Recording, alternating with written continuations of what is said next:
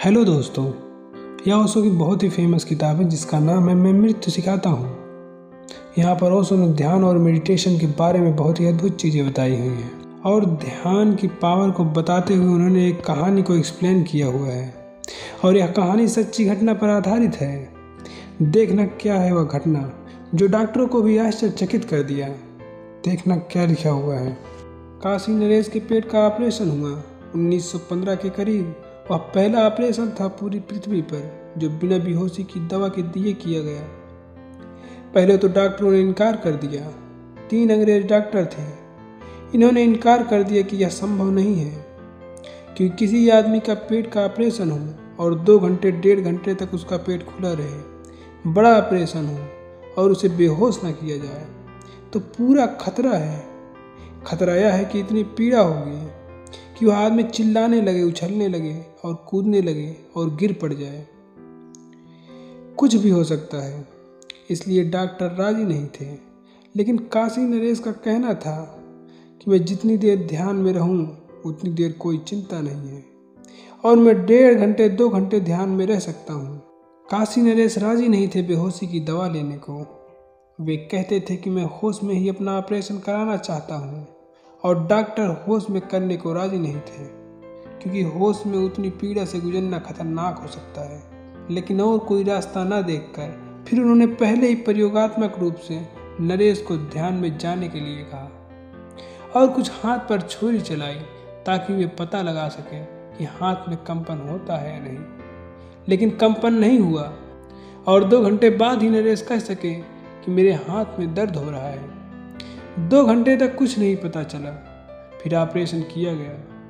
वह पहला ऑपरेशन था पृथ्वी पर जिसमें पेट पर 1.5 घंटे तक डॉक्टर काम करते रहे, पेट खोलकर, और किसी तरह की बेहोशी की दवा नहीं दी गई। नरेश पूरे होश में था, लेकिन इतने होश में होने के लिए वह गहरे ध्यान की जरूरत है। इतने ध्यान की जरूरत है कि जहाँ की यह पूरा पता हो कि शरीर अलग है और मैं अलग हूँ।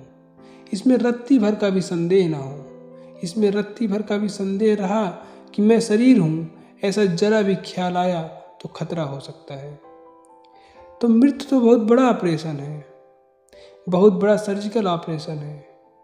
इतना बड़ा ऑपरेशन कि डॉक्टर ने भी कभी नहीं किया है जितना बड़ा मृत्यु है, क्योंकि मृत्यु में प्राणों को एक शरीर से पूरा निकाल कर दूसरे शरीर में प्रवेश कराने के उपाय हैं। इतना बड़ा कोई ऑपरेशन नहीं हुआ है और ना ही हो सकता है अभी। एक आध अंग हम काटते हैं, एक आध हिस्से को हम बदलते हैं। यहाँ तो पूरे प्राण की शक्ति को, पूरी ऊर्जा को एक शरीर से हटाकर दूसरे शरीर में प्रवेश कराने की बात की जा रही है। यहाँ पर तो पूरे प्राण की शक्ति को, पूरी ऊर्जा को एक शरीर से हटाकर दूसरे शरीर में प्रवेश कराना है। तो प्रकृति ने पहले ही इंतजाम कर रखा है कि आप बेहोश हो जाएं। यह हितकर है क्योंकि उतनी पीड़ा शायद झेला ना जा सके, और यह भी हो सकता है क्योंकि उतनी पीड़ा नहीं झेली जा सकती इसलिए ही हम बेहोश हो जाते हैं। लेकिन हितकर तो है, एक गहरे अर्थों में अहितकर भी है, क्योंकि फिर हमें स्मरण नहीं रह जाता कि पीछे क्या हुआ और करीब करीब हर जन्म में हम वही नासमझी दोहराते चले जाते हैं जो हमने पिछले जन्मों में दोहराई होगी। यदि याद आ जाए कि हम पिछले जन्म में हमने क्या किया था तो हम शायद उन्हीं गड्ढों में दोबारा नहीं उतरेंगे जिनमें हम पहले जन्म में उतरे थे। आशा करते हैं ये सच्ची घटना पर आधारित ओशो की ये कहानी आपको पसंद आई होगी, और पसंद आई हो तो लाइक एंड सब्सक्राइब करना और चैनल को अपना प्यार देना।